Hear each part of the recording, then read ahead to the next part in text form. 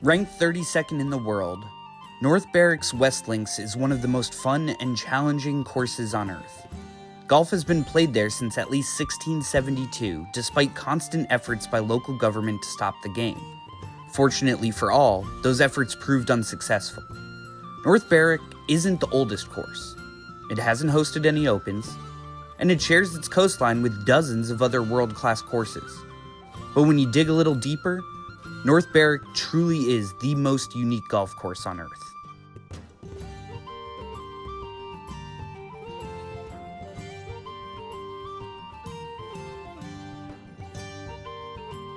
One of the most unique aspects of North Berwick is its architect, or lack thereof. Unlike many other Scottish courses which were designed by old Tom Morris or some other giant in golf history, North Berwick wasn't made by one man. One could say it wasn't made at all, but rather it evolved. And this evolving land, course, and history set North Berwick apart from all the other cathedrals of golf.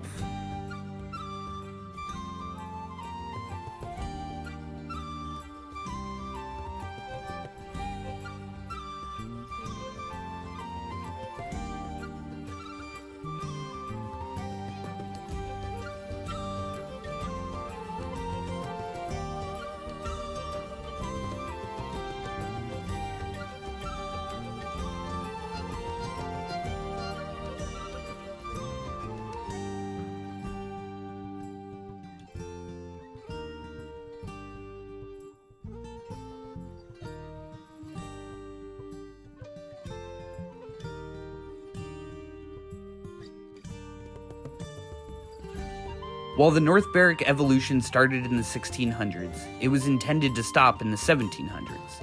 The town council repeatedly tried to outlaw or limit the playing of the game in North Berwick. But much like the links, the game persisted. In 1800, Captain John Chain of Williamstone Farm was documented playing on these hallowed grounds.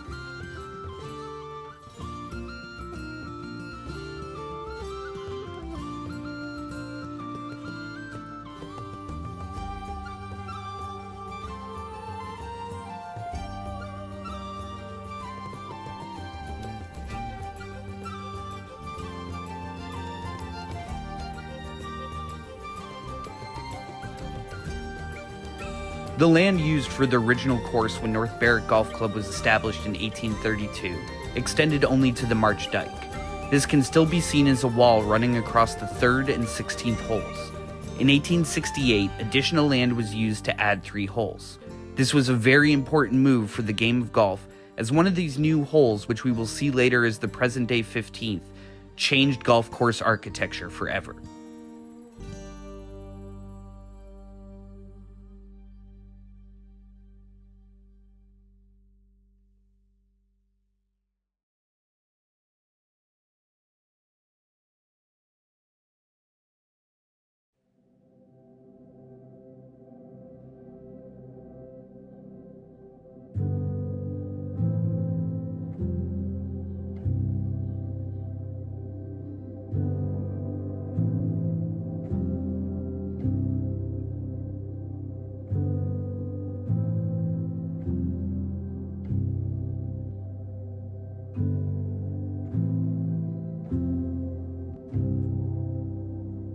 Despite having never hosted a major championship, North Berwick was the site of some of the greatest golf matches of all time.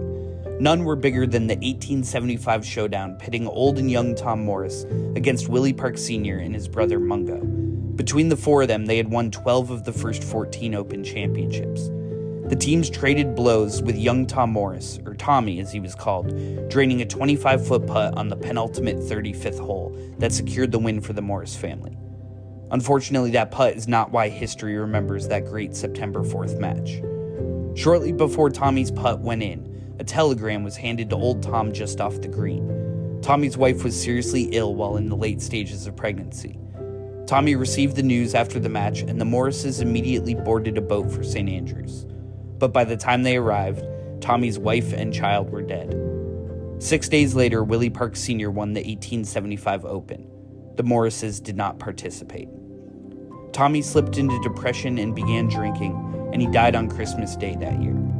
At only 24, he was already a 4-time Open champion, but that 1875 match at North Berwick represented the last time true titans of the game played each other head-to-head until the arrival of the great triumvirate, Varden, Braid, and Taylor. Harry Varden would carry on the North Berwick tradition of challenge matches and played Willie Park's son, Willie Park Jr., in 1889. Varden won easily in what is considered the last true challenge match ever to take place.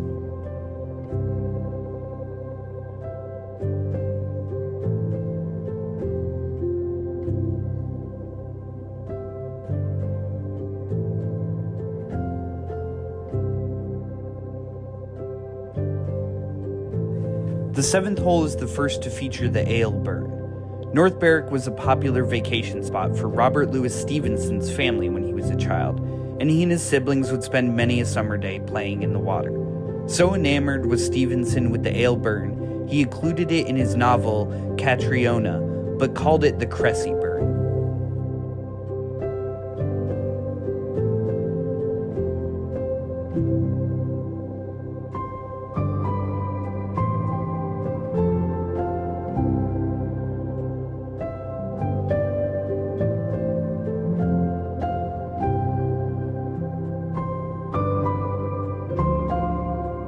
Perhaps the most accomplished golfer to grace the West Links was Dorothy Campbell. She lived in a house across from the Links' 18th green. She won 3 Scottish Ladies Amateurs and the British Ladies Amateur in 1909 and again in 1911. This earned her a trip to compete in the Ladies Amateur in the United States.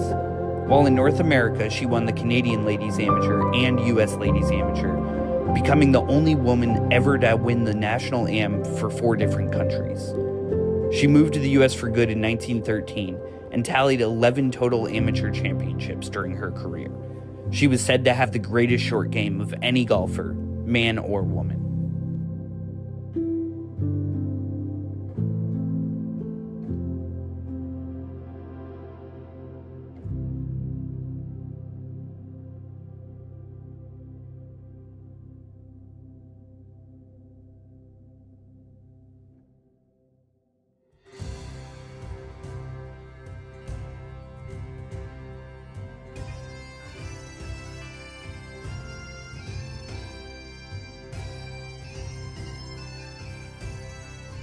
Running the length of the back of the property, the 9th hole is a par 5 with an uphill shot to the green that brings the golfer onto a dune near the sea.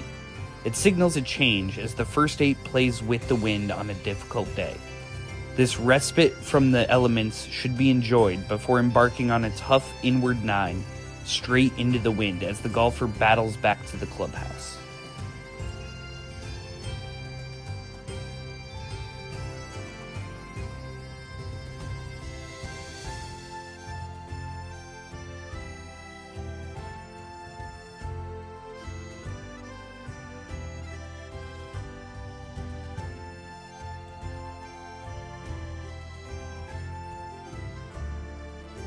Eastward Ho. As the name suggests, this hole aims the golfer east along the coast as they begin the inward trek back towards the clubhouse.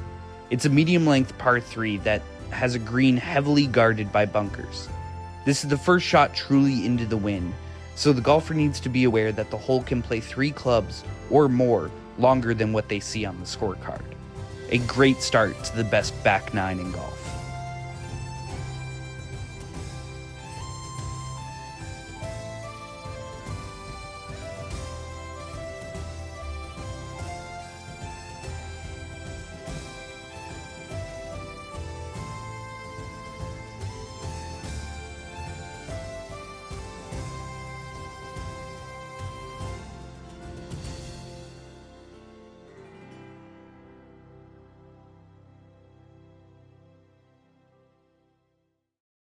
The 11th is the final par 5 and ends a stretch of 3 par 5s and a par 3. Left is safe off the tee as the fairway runs from left to right.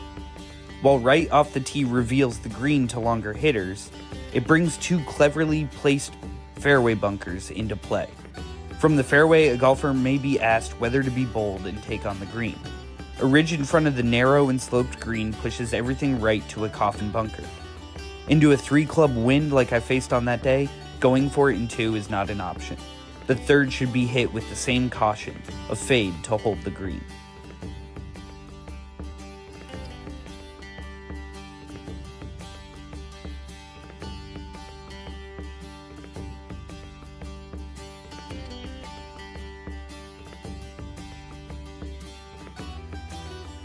A dogleg left, the ambitious line off the tee, is to cut down the angle, but 4 bunkers on the left side of the fairway make this task a fool's errand. After driving out right, you are left with a long approach uphill to a small and heavily guarded green. With the beach left and rough long, into the wind, an extra club is required to get to the back pin, but a dangerous shot. Once on, it's a heavily undulated green and you're lucky to walk away with a 2-putt.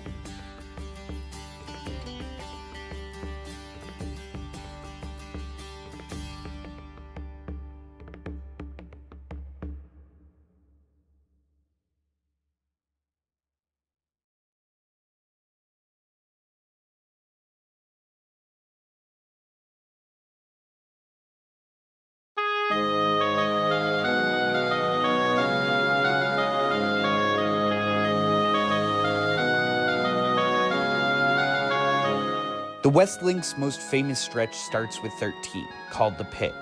It's so named for the narrow green sat in a bowl to the left of a wall that runs the length of the fairway. Angles are key on this hole as bunkers, thick rough, and the beach guard the left of the hole, which presents the easiest shot at the green. A bailout off the tee to the right does nothing more than to delay the difficulty of the hole, because the second becomes an impossible shot over the wall to a tiny landing area. Every day, the wall rejects shots from golfers on their second, and third, and even fourth. The wall that runs the fairway and guards the pit is possibly the most unique hazard in the world of golf.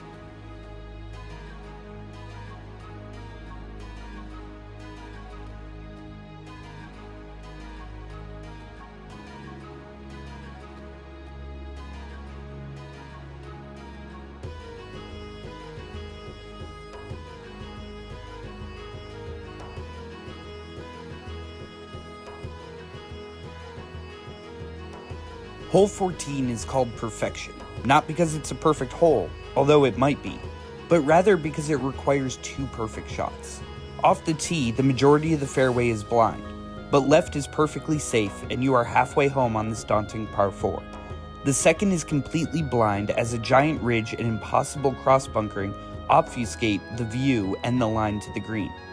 Ideally, the play is to hit short of the green, which is backed by the beach, and let the approach run down the hill onto the putting surface. This same strategy applies to balls caught in the cross bunkering, which brings double bogey into play.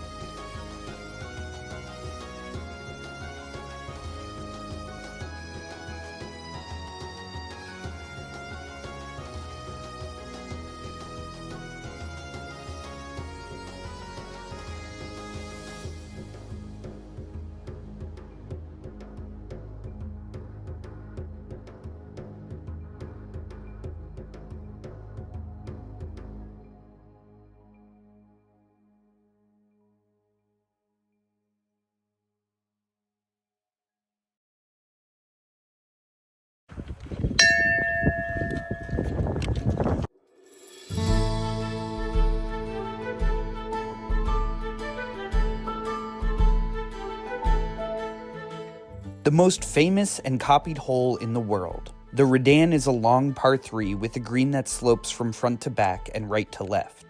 The miss off the tee needs to be long because of the bunkering short left. It's this bunkering that gave the hole its name. North Berwick member John White Melville encountered a Redan, which is Russian dialect for fort, during his time in the Crimean War. Upon returning to the Westlinks, he opined that the blind green was guarded like a Redan.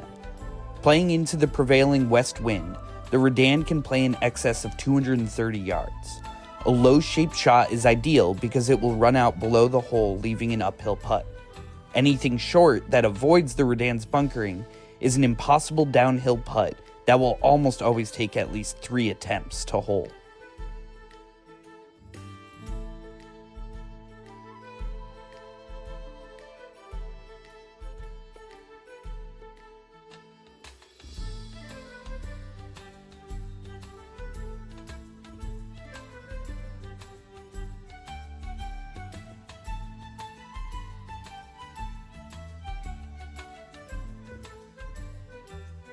If the pit is the most unique hole on Earth, the 16th is the most unique green. But just how unique it is actually up for debate. It's called a Biarritz green, named for a Willie Dunn design at Biarritz Golf Club in France, where he made the hole in 1888. But many, including the caddy during my play, maintain that Dunn got the idea from the original Biarritz, 16 at North Berwick. The green features two distinct plateaus with a wild dip in the middle. Phil Mickelson stayed across from the Biarritz during his 2013 Open Championship win and practiced putting on what he called the craziest green in golf. Famously, he almost drove the green when playing with the wind one day and still walked away with a 6.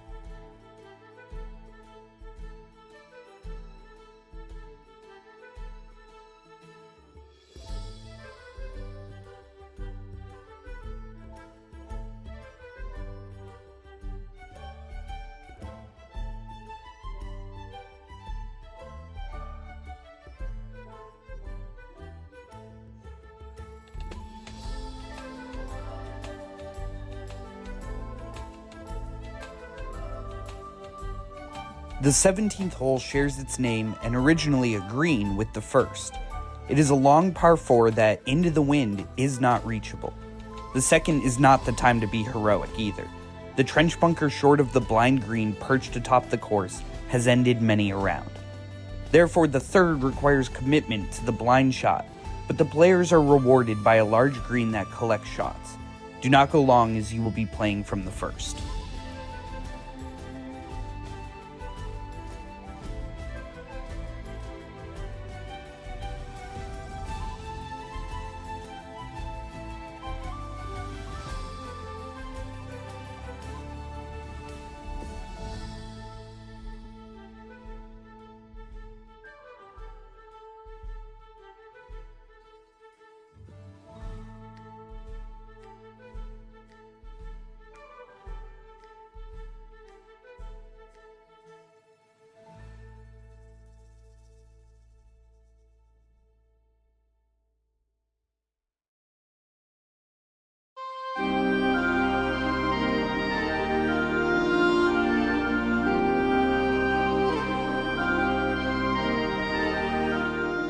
A carbon copy of the 18th at the Old Course at St. Andrews, home is a simple hole that becomes complicated when the wind, town, and car park are taken into account.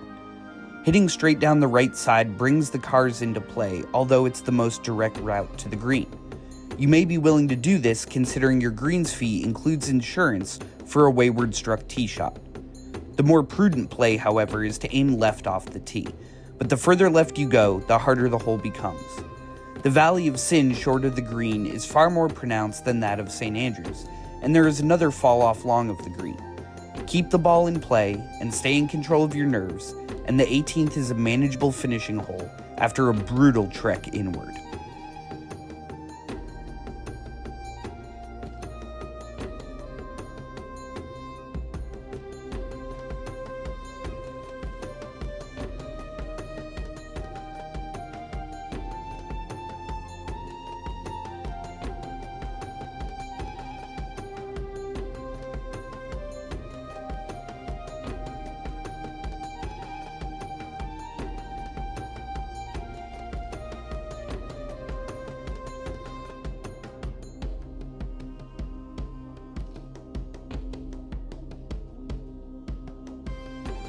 Words simply can't express the feeling of walking off 18 after a hard-fought battle.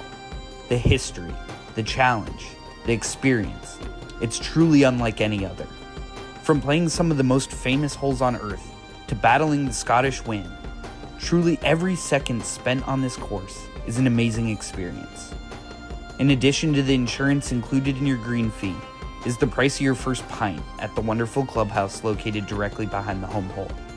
Take a seat, enjoy your beer, and look out at the stunning view across the most unique golf course there is or will ever be. This is North Berwick's Westlinks.